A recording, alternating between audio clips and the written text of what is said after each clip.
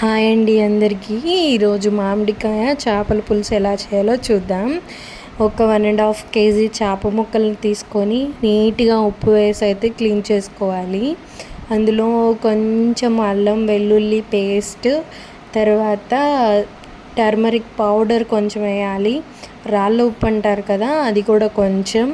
And కారం మీ రుచికి తగినంత కారం మొత్తం ఇందులోనే వేయాలండి. ఇంకా కూరలో వేయడానికి ఛాన్స్ ఉండదు. ఇందులో మెయిన్ ఇంగ్రీడియంట్ ఏంటంటే ఆవకాయ నూనె కొంచెం వేసుకోండి. అండ్ మీరు కుకింగ్ ఆయిల్ కూడా కొంచెం వేసుకొని శుభ్రంగా ముక్కలన్నిటికీ పట్టించాలండి. పట్టించేసి ఈ ముక్కలన్నిటినీ ఒక పావు గంట లేదా 10 నిమిషాల వరకు పక్కనైతే ఉంచుకోండి.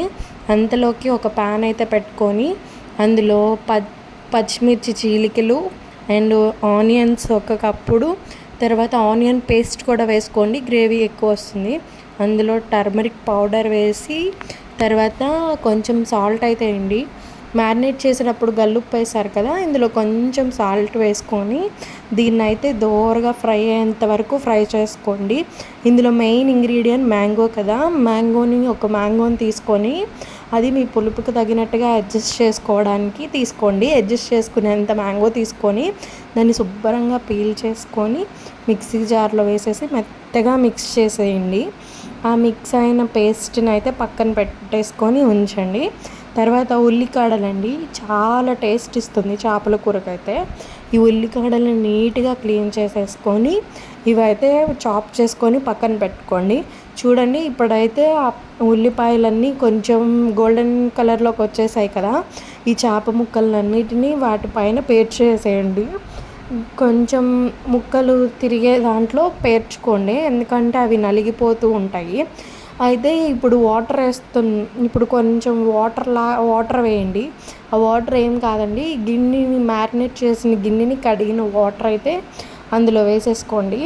తర్వాత ఉల్లికాడలు ఏవైతే మనం చాప్ చేసి పెట్టుకున్నామో ఆ ఉల్లికాడలు కూడా అందులో వేసేసుకొని కొంచెం నీళ్ళు అయితే పోసేసుకొని గరిట అయితే అస్సలు పెట్టొద్దండి. గరిట పెట్టకుండా అలాగ కళాయిని ఇలా ఊపుతూ అంతా కలిసేలాగా చూడండి.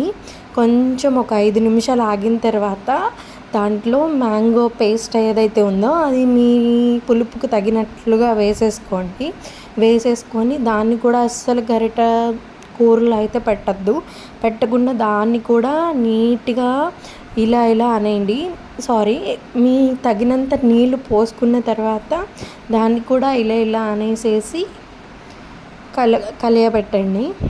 ఇదంతా అయిన తర్వాత లాస్ట్లో కొద్దిగా ఆర్చి ఫిష్ మసాలా అయితే చాలా బాగుంటుంది. ఇంట్లో పట్టుకునే వాళ్ళు ఓకే, లేదంటే అది వేసుకోండి. అలా ఉడుకుతూ ఉండగా లాస్ట్ స్టేజ్లో మసాలా ప్యాకెట్ ఒకటి వేసుకొని, ఒక 5 రూపీస్ ప్యాకెట్ మొత్తం పడుతుందండి, అది 1.5 కేజీ ఫిష్ కదా. దాంట్లో కొరియాండర్ వేసుకొని కొంచెం కలియబెట్టేసిన తర్వాత ఒక 10 మినిట్స్ అలా ఉంచేసుకొని వేడి అన్నంలో వేడి చేపల పులుసు వేసుకొని తింటే ఉందండి బాబు, సూపర్గా ఉంటుంది. ప్లీజ్ లైక్ చేయండి, సబ్స్క్రైబ్ చేసుకోండి.